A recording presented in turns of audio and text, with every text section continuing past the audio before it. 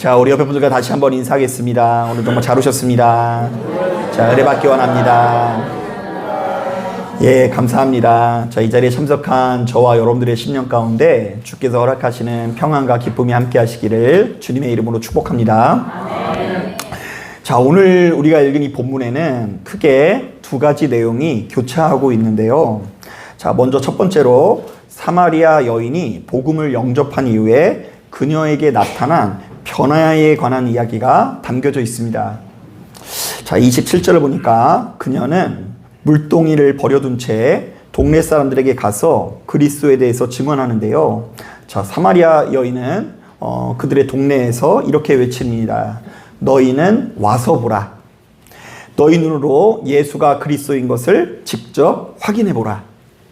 자, 여러분 기억하실지 모르겠지만 지금 이 여인은 다른 사람들의 시선을 피해서 햇빛이 뜨거운 정오에 물을 기르러 오지 않았습니까? 자, 그런데 이렇게 소극적인 여인이 복음을 영접한 이후에 전혀 다른 태도를 보이고 있는데요. 자, 그녀는 이전과는 비교할 수 없을 정도로 담대한 모습으로 복음을 전하게 됩니다. 자, 그렇다면 우리는 여기까지의 내용을 이렇게 요약해 볼 수 있을 것 같아요. 자, 사마리아 여인은 예수를 만난 이후에 물을 깃는 것보다 훨씬 더 중요한 일을 발견했고 그것을 위해서 목소리를 높이게 되었다. 자, 이것이 이 본문에 나와 있는 첫 번째 이야기입니다. 자, 계속해서 이 31절부터 38절을 보니까 자, 주님께서 당신의 제자들과 대화를 나누는 장면이 담겨 있는데요. 자, 주님께서는 자신에게 식사를 청하는 제자들에게 이렇게 말씀하십니다. 내게는 너희가 알지 못하는 먹을 양식이 있다. 나의 양식은 나를 보내신 이의 뜻을 행하며 그분의 일을 완성하는 것이다. 그리고는 자신의 말을 좀처럼 알아듣지 못하는 제자들에게 또다시 이렇게 말씀하십니다. 지금은 추수할 때가 이르렀다. 눈을 들어 들판을 보라. 이미 곡식이 익어 추수할 때가 이른 것이 너의 눈에는 보이지 않느냐.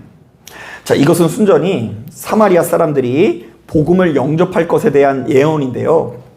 이른바 지금껏 소외되어 있었던 사마리아 사람들에게 복음을 전하는 것은 우리 예수님께 그 무엇보다 식사를 하는 것보다 중요한 일이라는 것이고요.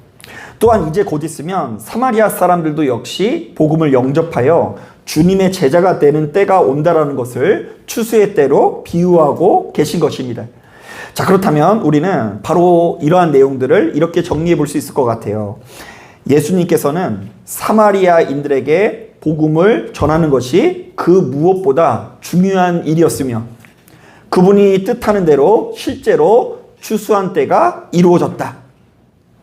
사실 여러분 우리가 지금까지 요한복음 말씀을 묵상해 보니까 요한복음의 기자는 이 땅에 오신 예수님께서 얼마나 귀하고 복된 분인지를 아주 지속적으로 증언하고 있는데요.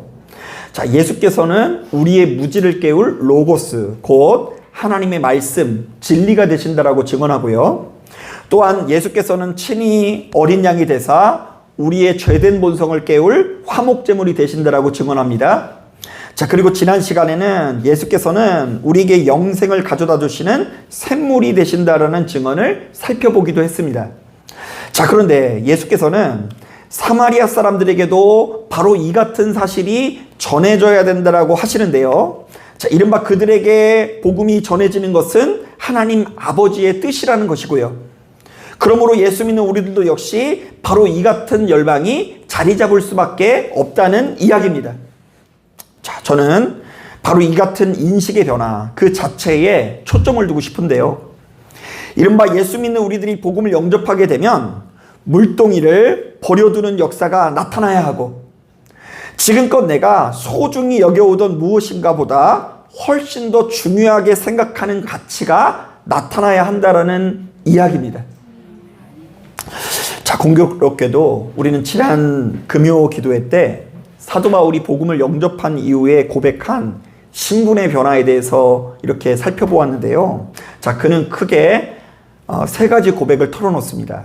자, 첫째, 나는 예수 때문에 이방인들을 위한 사도가 되었다.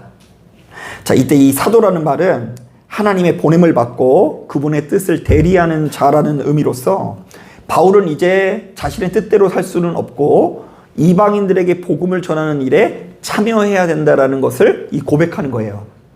자, 그런가 하면 두 번째로 이렇게 고백합니다. 나는 이제 예수의 것으로 부르심을 받은 자이다. 자, 이전에는 내 맘대로 살았지만 이제는 나의 주인 되시는 누구의 뜻대로 살아야 된다고요? 하나님 뜻대로, 주님 뜻대로 살아야 한다는 것이죠. 자, 그리고 세 번째로 이렇게 고백합니다. 하나님께서 나를 사랑하셔서 나를 성도로 부르셨다. 이 성도라는 말은 세상 사람들과 다르다라는 것인데요.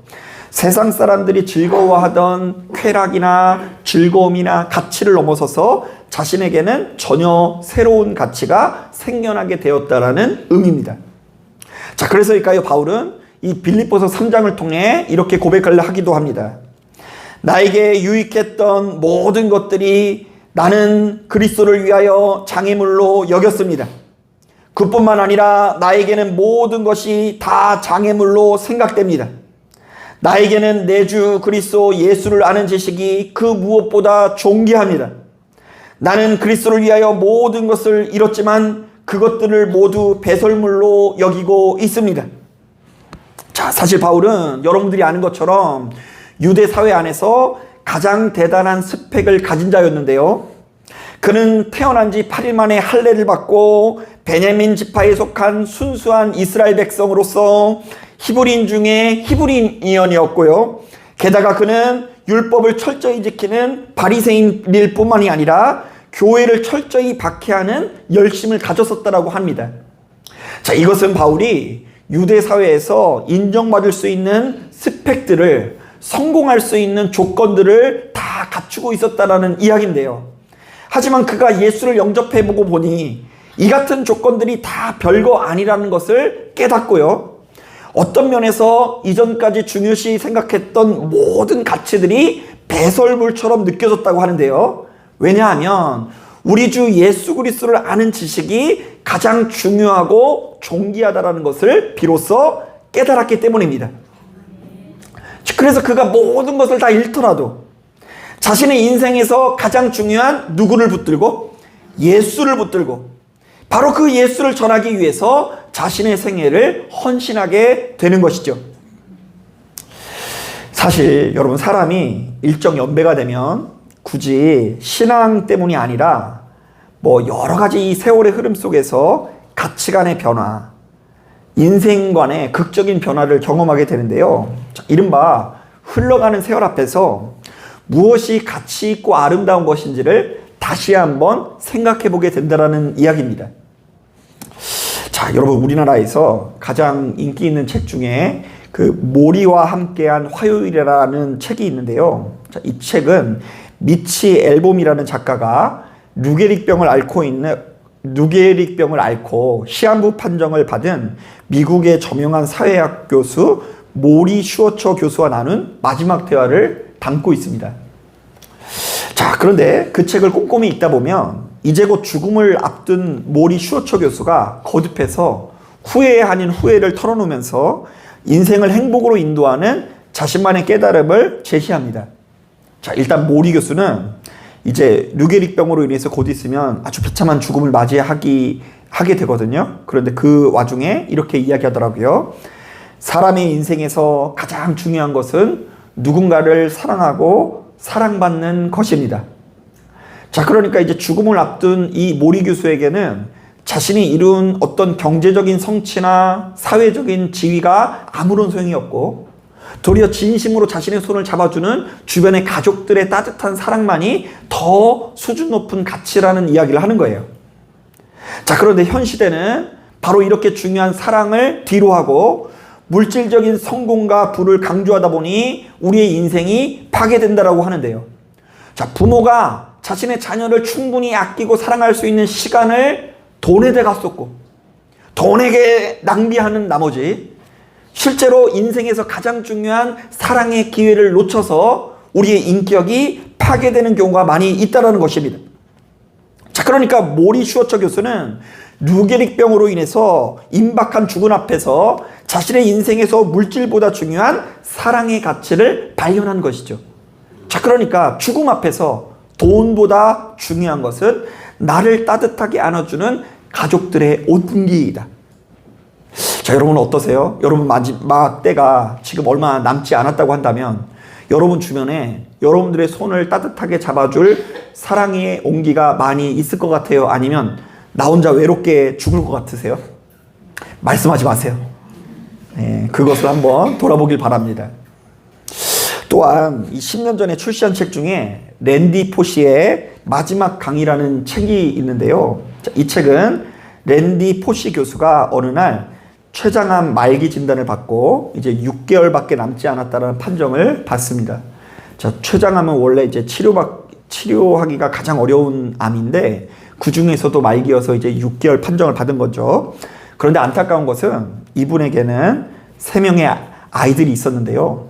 그 아내도 젊고 이 세 아이도 얼마나 어린지, 첫째가 5살이고요, 둘째가 2살이고 막내가 이제 갓 태어난 상태에서 이제 이 아버지가 세상을 떠나게 될 날을 받은 것이죠. 자, 그래서 이 사람이 이제 6개월밖에 남지 않은 자신의 인생을 돌아보면서 지금껏 자신이 깨우친 삶의 지혜를 알려줄 방법을 고민하면서 남긴 마지막 강의의 내용을 이 책에서 다루고 있습니다. 자, 그런데 죽음을 앞두고 있는 이 랜디 교수는 강의 내용 중 상당 비중을 그 꿈에 대한 이야기로 할애를 합니다.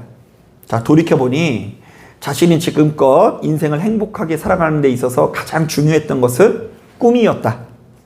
자, 사람이 꿈을 갖고 있는다는 것 자체가 참 행복한 일인데 어느 순간이 되면 그 꿈을 내던져 버린다.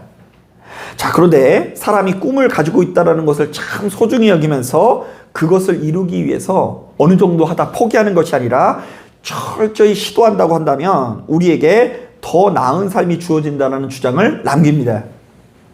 자, 그러니까 랜디 포시 교수는 췌장암으로 인해서 임박한 죽음 앞에서 그 무엇보다 꿈이 중요하다는 것의 중요성을 깨닫고 바로 이것을 이 땅에 남겨질 가족들에게 전해주려고 노력을 하는 거예요. 야, 얘들아, 너희들이 지금 어린데 너희들이 지금 이 어린 상황 가운데 가지고 있는 꿈을 계속해서 소중히 여기면서 그것을 향해서 돌진하는 인생을 살아야 된다. 자, 그런데 제가 목회하면서 보니까 우리 모두가 이렇게 거창한 책이나 강의까지는 아니더라도요, 어느 시점이 되면 저마다 너무나 다양한 인식의 변화, 가치관의 변화를 경험하게 되는데요. 자, 어떤 분들은 자신의 자녀에게는 쫓아다니면서 일평생 공부, 성공을 외쳤으나 손자한테는 그러지 않는 경우가 많죠. 그저 어떻게만 잘하라고? 예, 내 자녀들에게는 공부, 성공, 좋은 성과를 강요했다가도 이제 막 태어난 손자, 손녀에게는 건강하게만 자라다고. 공부 잘하는 것 아무 소용이 없어. 공부 잘하라고 한다고 해도 얘가 잘하는 것도 아니고 오히려 나랑 사이가 나빠지기만 하니까 이제 건강하게만 자라다고 뭐 이렇게 말하는 경우도 많이 있고요. 특히 남자들 같은 경우에는 일평생 오로지 직장, 자신이 다니고 있는 직장에서 인정받고 더 높은 자리로 올라가려고 정말로 그것에 집중하다가 그것을 위해서 모든 것을 희생하며 살다가 막상 그 직장을 퇴직한 이후에 땅을 치고 후회하면서 직장보다 더 소중한 가치를 이렇게 중요시 못한 삶을 반성하는 경우를 굉장히 많이 보게 됩니다. 자, 바로 이렇듯 육신의 옷을 입고 있는 우리들은 어느 시점이 되면 더 나은 가치에 눈을 뜨고 그것에 충실하지 못한 것을 후회하기 마련인데요. 자, 그렇다면 예수 믿는 우리들은 하루라도 빨리 우리 인생에 무엇이 본질인지를 제대로 알아야 될 줄로 믿습니다. 이른바 우리는 참 별거 아니고 그다지 중요하지도 않은 일에 매여서 우리의 인생을 한없이 낭비하지 말고 보다 영원한 생명이 있는 가치를 추구하면서 우리의 인생을 아름답게 설계해 나가야 한다는 것입니다. 자, 바로 이런 관점에서 앞서 언급한 모리 교수는 자신의 임박한 죽음 앞에서 물질이 아니라 사랑을 말하고요. 지금 랜디 교수는 사람이 꿈을 꾸고 그것을 이루어 나가는 과정의 중요성을 역설합니다. 자, 그런데 오늘 우리가 읽은 본문을 보니까 요한복음의 기자는 이 땅에 오신 하나님의 말씀, 이 땅에 오신 하나님의 어린 양 예수 그리스도의 중요성을 제시하는데요. 이른바 사람이 하루라도 빨리 예수 그리스도를 통해 우리를 병들게 하는 거짓 복음을 넘어서 참 복음에 이르러야 된다라고 증언합니다. 자, 한번 따라해 보겠습니다. 너희는 거짓 복음을 넘어서 참 복음에 이르러야 한다. 여러분, 교회를 다닌다고 해서 누구든 다 참 복음을 영접한 것은 아닙니다. 이 땅에 교회가 많다고 해서 모든 교회들이 다 참 복음에 이르렀다고 보기도 어렵습니다. 자, 그것은 성경적인 가르침이 아니에요. 오히려 주님께 이르는 길은 참 좁은 길이고 참 협착한 길인데, 그런데 우리가 이 좁고 협착한 길로 이르러서 거짓 복음을 넘어서 참 복음에 이르는 능력을 경험해야 된다는 것입니다. 모두가 하나님을 알고 있지만 그 하나님을 통해서 얻는 가장 놀라운 생명을 누리지 못하는 유대인들을 향해서 너희가 그렇게 잘못된 방식으로 별로 중요하지도 않는 것에 매여서 정말로 너희의 인생을 낭비하지 말고 예수를 통해서 눈을 뜨고 이전과 전혀 다른 생명 있는 삶을 누려야 된다라고 권면하고 있다는 것입니다. 그러면서 본문을 보니까 전혀 다른 인식의 전환을 요구하는데요. 자, 먼저 이 사마리아 여인이 복음을 영접하자 물을 깃는 것보다 중요한 전혀 새로운 사명에 눈을 뜨는 것을 주목합니다.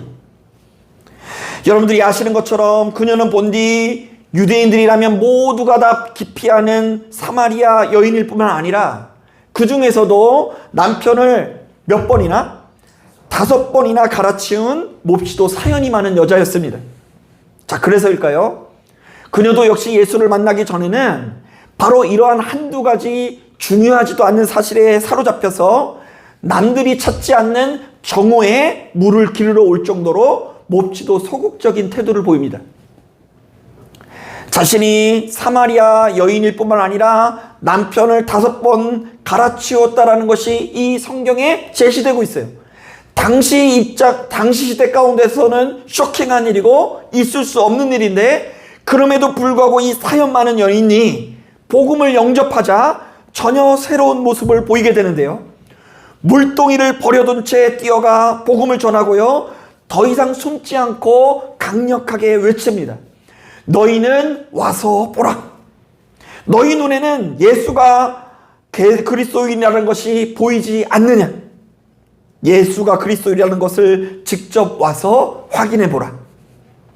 이것은 사마리아 여인이 전혀 새로운 신분으로 거듭나는 장면이라고 할 수 있는데요. 그녀는 복음을 영접한 이후에 사마리아 지역에 복음을 전하는 사도로서 거듭나게 되고요. 이제는 주인 대신 예수께 속한 자로서 주님의 뜻을 순종하기 시작하고요. 또한 한 사람의 거룩한 성도로서 세상 사람들과 다른 가치관을 누리게 됩니다. 자, 저는 이 장면을 보면서 일전에 주님께서 만나주신 니고데모라는 사람이 떠올랐습니다. 자, 그도 역시 예수님을 찾아오되 사람들의 눈을 피해서 낮이 아니라 언제 찾아왔다고 했죠? 밤에 찾아오지 않습니까? 자, 바로 이때 예수께서는 니고데모에게 이렇게 말씀하십니다. 사람이 거듭나지 아니하면 하나님의 나라를 볼 수 없느니라.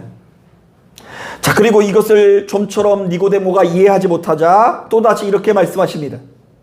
사람이 물과 성령으로 나지 아니하면 하나님의 나라에 들어갈 수 없느니라. 자, 그런데 가만히 보니까 예수께서 말씀하신 그 놀라운 기적의 역사, 사람이 거듭나는 역사가 그 많고 많은 사람 중에 하필이면 본문에 나오는 사마리아 여인에게 나타나는데요.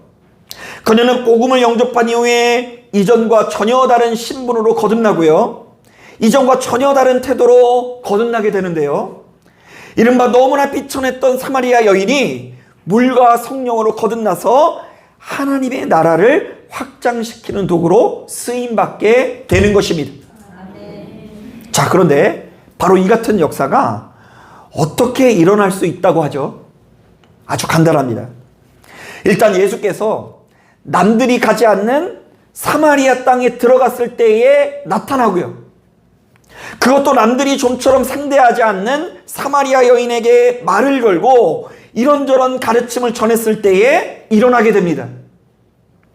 또한 예수께서 사마리아도 역시 하나님께서 아끼고 사랑하는 백성이자 언젠가 때가 되면 추수하게 되실 것을 굳게 믿을 때에 바로 이 같은 역사가 나타나게 된 것이죠.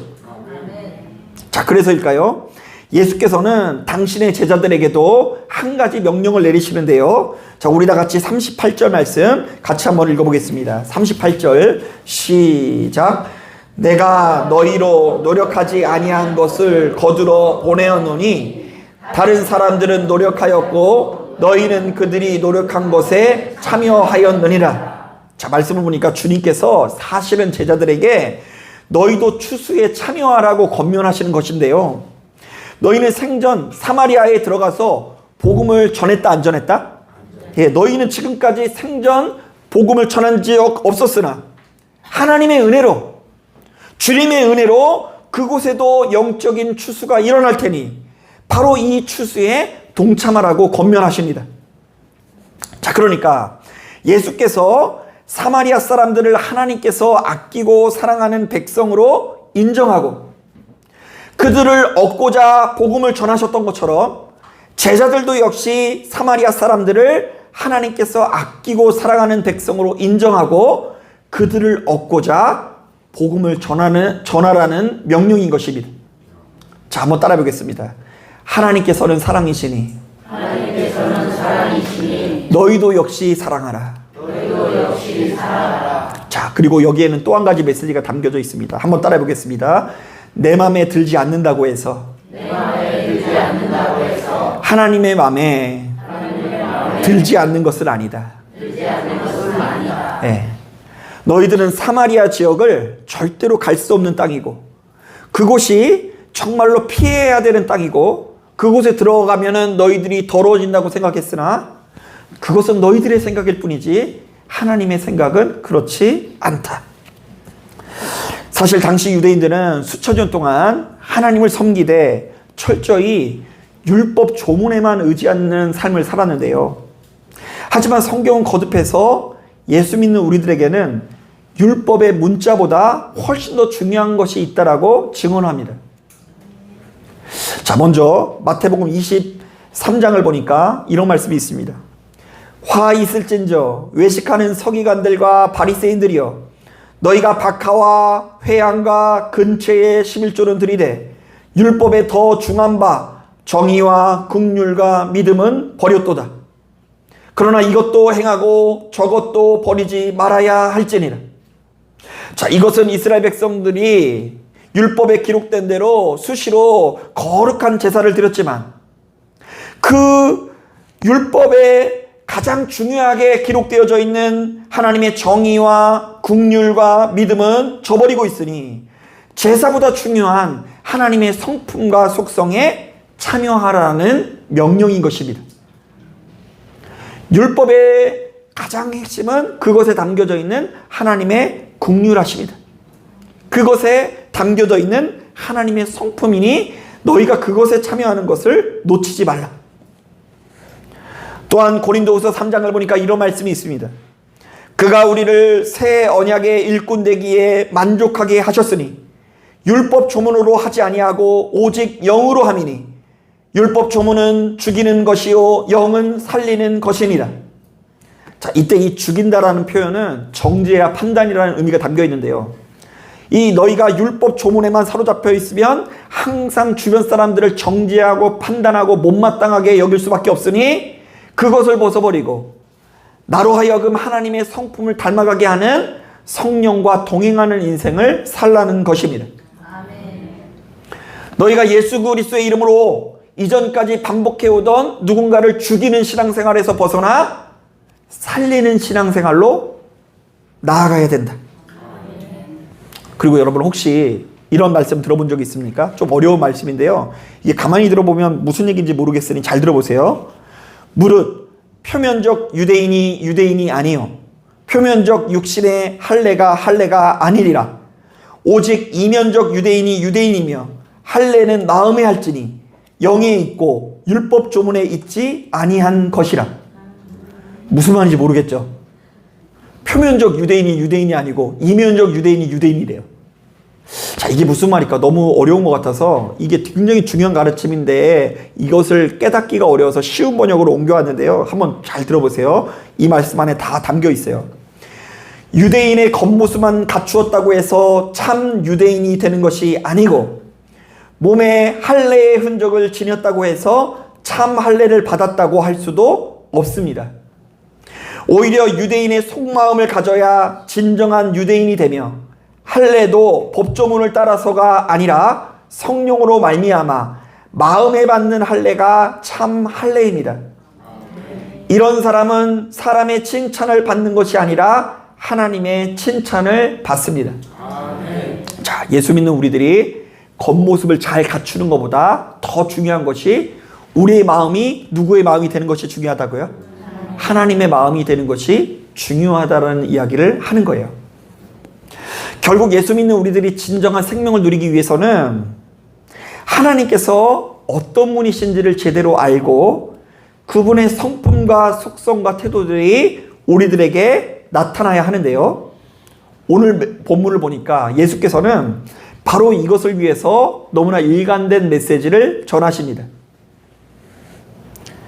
너희는 무엇이 가장 중요한 가치인지를 제대로 알라. 복음을 영접한 너희에게는 때로 물을 깃는 것보다 중요한 가치가 있다.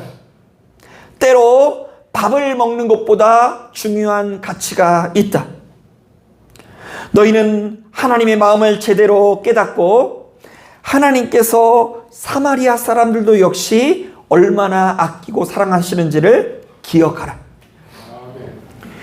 유대인들은 한두 가지 율법 조문에 매여 사마리아에 가서 씨앗을 뿌릴 생각조차 못하지만 너희는 그 땅에 기꺼이 들어가 마음껏 씨앗을 뿌려라. 자, 유대인들로 하여금 어디로 가라는 이야기예요? 사마리아로 가라고 이야기하는 거예요. 왜요? 사마리아를 가지 않음으로 말미암아 나를 지키는 율법보다 훨씬 더 중요한 사마리아 사람들을 너무나 아끼고 사랑하는 하나님의 마음 때문입니다. 저는 바로 이것이 오늘 본문에 담겨져 있는 42절 말씀에 잘 녹아 있다라고 보는데요. 자, 우리 다 같이 42절 말씀 함께 읽어보겠습니다. 시작. 그 여자에게 말하되 이제 우리가 믿는 것은 내 말로 인함이 아니니 이는 우리가 친히 듣고 그가 참으로 세상의 구주신 줄 알미라 하였더라. 자, 이게 무슨 말이냐면 사마리아 사람들이 사마리아 여인의 말을 듣고 믿었다라는 게 아니라 누구의 말씀을 듣고? 예수님의 말씀을 듣고 복음을 영접하는데요. 자, 그러니까 사마리아 사람들도 주님의 백성인 것을 증언하는 거예요. 자, 사마리아 사람들도 들을 귀가 있다 없다? 들을 귀가 있었고 듣기만 하면 그들도 역시 얼마든지 주님께 나올 수 있었다. 자, 저는 이 말씀을 묵상하는데 생각나는 말씀이 있었습니다. 여러분 이런 말씀 아십니까? 한번 따라해 보겠습니다. 누구든지 주의 이름을 부르는 자는 구원을 얻으리라. 자, 그런데 이때 누구든지라는 말에 누가 포함되어 있다고요? 사마리아 사람. 자, 그런데 당시 유대인들에게는 사마리아 사람들이 절대로 하나님의 나라에 참여할 수 없는 이 못난이들이었다고 한다면 지금 이 자리에 참석한 저와 여러분들에게도 절대로 다가갈 수 없는 사마리아 사람들이 있어요, 없어요? 그래서요? 절대로 나아갈 수 없고 절대로 손을 잡을 수 없고 마치 남과 북과 나눠져 있어서 저기는 어둠이고 여기는 빛으로 여기는 그 누군가가 우리에게도 얼마든지 있다라는 것입니다.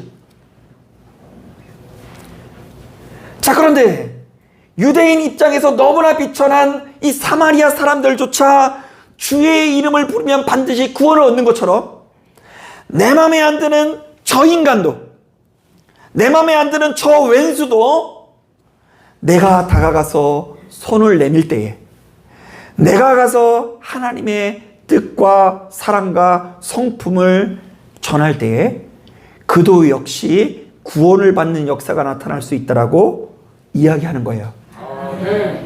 실제로 사도행전 1장을 보면 예수께서도 이런 말씀을 하십니다. 오직 성령이 너희에게 임하시면 너희가 권능을 받고 예루살렘과 온 유대와 어디와? 사마리아와 심지어 사마리아를 넘어서 땅끝까지 이르러 내 증인이 되리라. 그래서 이 바울의 일정을 보면 바울이 실제로 당시 생각하는 땅끝에 가기 위해서 노력을 해요. 로마가 당시 사람들이 생각하는 땅끝이었어요. 땅끝에 가기만 하면 뭔가 놀라운 기적의 역사가 일어날 것을 믿고 바울은 한 면이 많아요. 자, 그런데 이 말씀 자체에 오늘날 우리들을 향한 이 메시지가 담겨 있는 거예요. 너희는 율법 조문에 매여 있지만 하나님의 품은 너희가 생각하는 것보다 훨씬 더 넓고 크다. 그러니까 하나님의 품이 너무나 넓고 하나님의 품이 너무나 깊다라는 것을 반드시 기억해라. 그것을 깨닫는 것이 율법 조문을 달달 외우는 것보다 중요하다라는 거예요. 자, 그럼 여러분 오늘 말씀을 듣는 가운데 잘 생각해 보세요. 여러분 주일을 성수하는 것이 예수 믿는 우리들에게 되게 중요하죠. 너무 생각보다 아멘을 안 하셔가지고 되게 당황스러운데, 여러분 주일을 성수하는 것도 사실은 되게 중요한 가르침이죠. 자, 그리고 우리가 예수 믿고 예배 생활에 충실하고 기도 생활에 충실하고 교회를 이끌어갈 만큼 봉사하는 것도 중요해요. 그리고 아멘 소리가 큰 것도 중요합니다. 그리고 예배 때 이왕이면 열광적으로 예배 드리는 것도 중요합니다. 자, 그런데 그것보다 더 중요한 것이 있는데, 신앙생활을 하면 할수록 하나님의 마음을 떠올리는 것이 중요해요. 그러니까 나의 시각으로는 저기가 사마리아예요. 들어갈 수 없어. 상대를 안 하는 편이 나에게 도움이 돼요. 자, 그러나 그것보다 중요한 누구의 눈으로?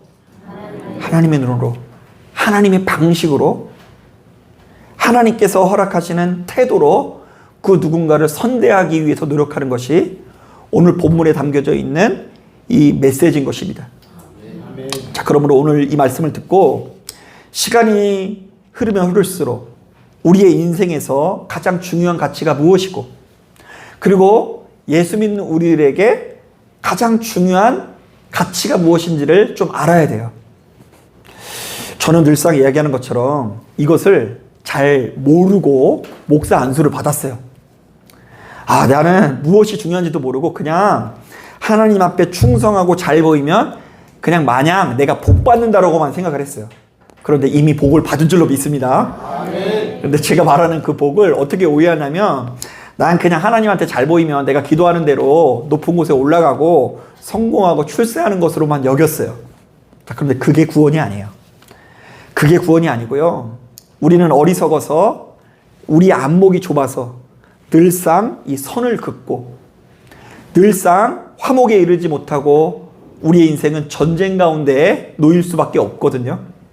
우리 가정도 전쟁이고 우리들의 이 가장 소중하게 생각하는 부모와 자식 관계도 전쟁이 치르기 마련이고, 부부도 전쟁이고, 그리고 세상에 나가서도 전쟁이고, 직장에서도 전쟁이지만, 그렇게 전쟁 가운데 있는 우리들을 하나님께서 화목해 하시는 것이 구원인 거예요.